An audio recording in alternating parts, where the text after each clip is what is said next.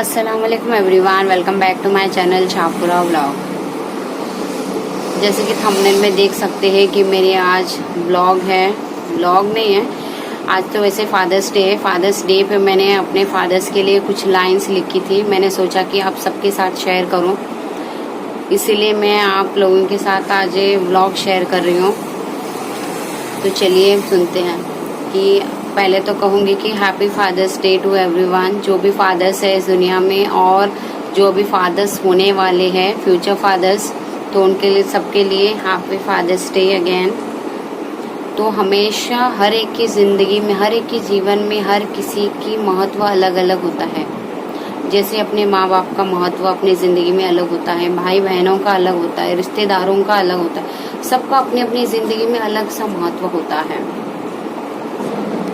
तो हमेशा कहते हैं कि माँ बच्चों को जन्म देती है, तो इसीलिए बच्चों का लगाव माँ से ज़्यादा होता है, पर ऐसा नहीं है।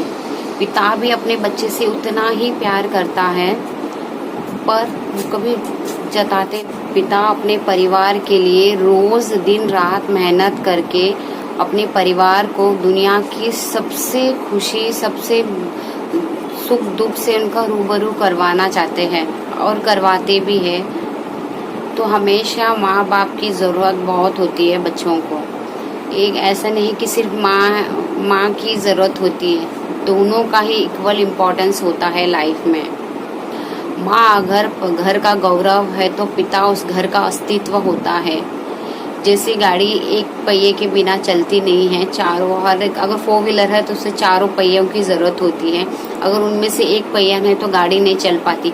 उसी तरह बच्चों को अपने दोनों माँ बाप की उतनी ही ज़रूरत होती है। हमेशा कहते हैं कि माँ, बेशक माँ दोनों समय का खाना घर पे माँ ही बनाती है, लेकिन ज़िंदगी भर उस भोजन का व्यवस्था वो पिता ही करते हैं।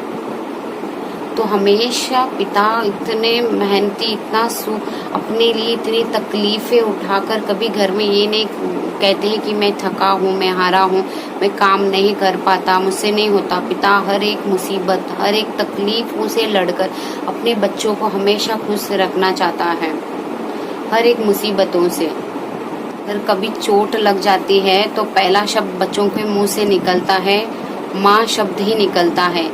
लेकिन अगर जब रास्ता पार कर रहे होते हैं तो अचानक बड़ी ट्रक आके हमारे सामने ब्रेक लगा देती है, तो बाप रे ही निकलता है। क्यों? क्योंकि जो छोटे छोटे संकट के समय सिर्फ माँ की याद आती है, क्योंकि छोटे संकट को ही माँ संभाल सकती है।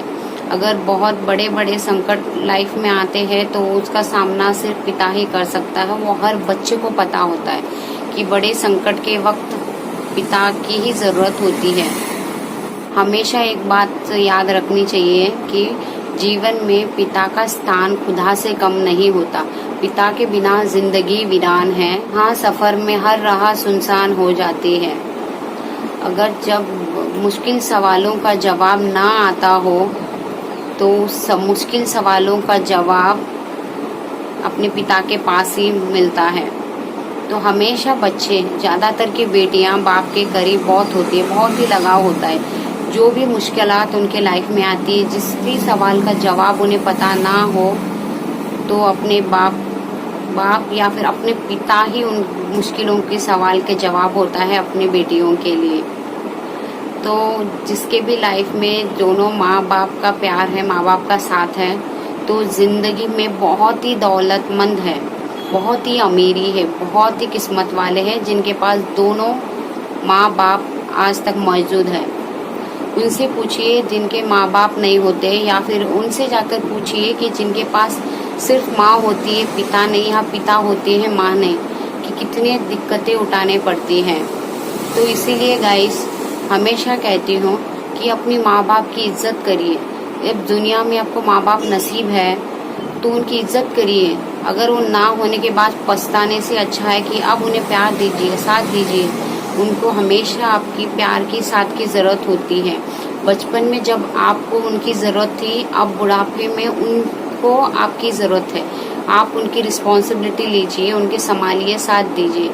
ऐसे नहीं कि अभी आप बड़े हो गए, पढ़ लिख के कुछ अमीर बन गए हैं, बहुत ही फेम नाम कमा लिया, अपने माँ बाप को भूल ना जाना। वो वही माँ बाप है जहाँ आप खड़े हो, उन्हीं की बदौलत आप यहाँ आज तक पहुँचे, यहाँ खड़े हो। वो माँ बाप ही है आपकी दुआ की जरिया है, आपकी सक्सेस का जरिया है।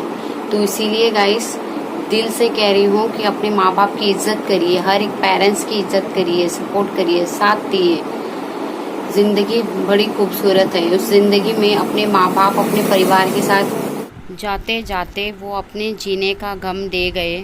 ढूंढती है निगाहें पर वो कहीं नहीं, मुझे मेरे पापा की सूरत याद आती है, वो तो ना रहे अपनी यादों का सितम दे गए।